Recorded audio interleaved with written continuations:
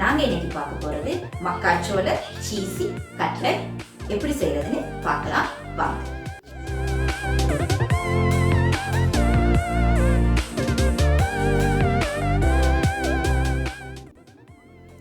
இப்போ நாங்கள் தேவையான பொருட்களை பார்த்துடலாம்.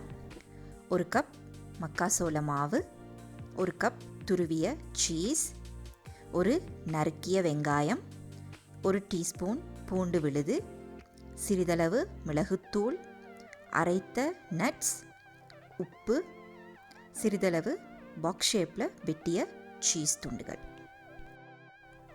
இப்போது இதை நாங்கள் எப்படி செய்யலான்னு பார்க்கலாம். நான் ஒரு பாட்டில் கொஞ்சமாக ஆலிவ் ஆயில் விட்டு அதில் நாங்கள் நறுக்கி வச்சுருக்க வெங்காயத்தை ஆட் பண்ணுறேன்.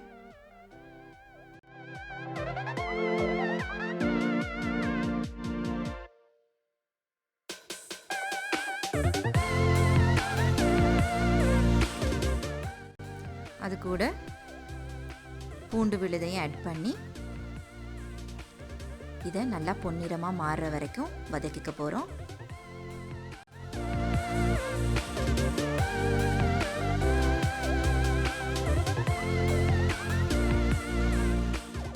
பாருங்கள், பொன்னிறமாக மாறிடுச்சு. இதை நாங்கள் எடுத்து தனியாக வச்சுக்கலாம். இப்போ நான் இன்னொரு பாட்டில் 2 கப் தண்ணி விட்டு கொதிக்க விடுறேன். தண்ணி நல்லா கொதிச்சிருச்சு. அதில் 1 கப் மக்காச்சோள மாவை கொஞ்சம் கொஞ்சமாக ஆட் பண்ணி நான் இதை மிக்ஸ் பண்ணிக்க போகிறேன். நான் 1 கப் மக்காச்சோள மாவுக்கு 2 கப் தண்ணி யூஸ் பண்ணியிருக்கேன். இப்போது கொஞ்சமாக உப்பு சேர்த்து இதை நல்லா மிக்ஸ் பண்ணிக்கலாம்.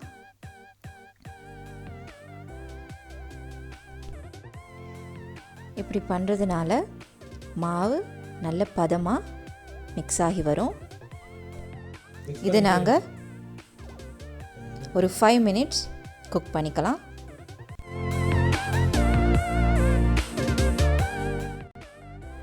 இப்போ இது குக் ஆயிடுச்சு.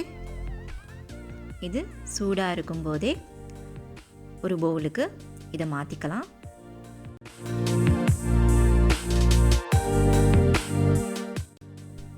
இதில் நான் துருவி வச்சுருக்க சீஸையும் ஆட் பண்ணுறேன்.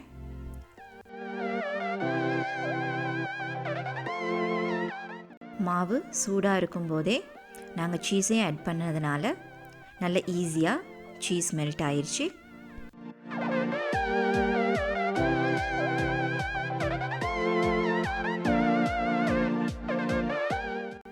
இது கூட நான் தேவையான அளவு உப்பு, மிளகுத்தூள், அரைத்த நட்ஸும் சேர்த்து மிக்ஸ் பண்ணிக்க போகிறேன்.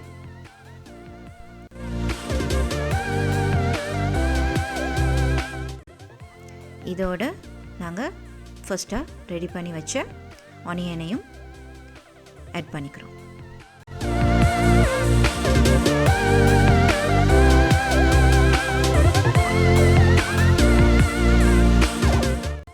பாருங்கள், இது இப்போ நல்லா மிக்ஸ் ஆயிடுச்சு.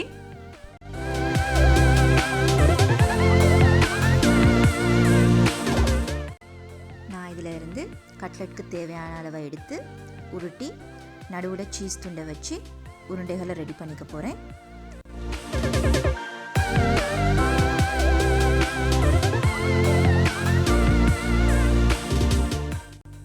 பாருங்கள், எங்களோட மக்காச்சோள சீசி கட்லெட் ரொம்ப அழகாக ரெடி ஆயிடுச்சு. இதை நாங்கள் இப்போ ஃப்ரை பண்ணி எடுத்துக்கலாம். நான் ஒரு பாட்டில் இதை பொரிச்சிக்கிறதுக்காக தேவையான அளவு ஆயில் விட்டு சூடாக விட்டுருக்குறேன்.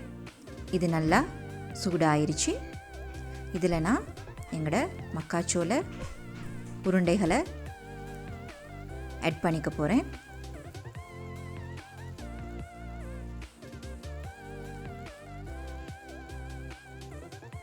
இப்போது இது நல்லா ஃப்ரை ஆயிடுச்சு. இதை நாங்கள் இப்போ வெளியில் எடுத்துக்க போகிறோம். பாருங்கள், ரொம்ப சூப்பராக எங்களோட மக்காச்சோள சீசி கட்லெட் ரெடி ஆயிடுச்சு. இந்த ரெசிபி உங்களுக்கு ரொம்ப பிடிச்சிருக்குன்னு நினைக்கிறேன். நீங்களும் வீட்டில் ட்ரை பண்ணுங்கள். எப்படி இருந்துச்சுன்னு கமெண்ட் பண்ணுங்கள். சப்ஸ்கிரைப் பண்ணுங்கள், பெல் பட்டனையும் மறக்காமல் ப்ரெஸ் பண்ணுங்கள். இன்னொரு சூப்பரான வீடியோவோட நான் உங்களை சந்திக்கிறேன். Bye for now.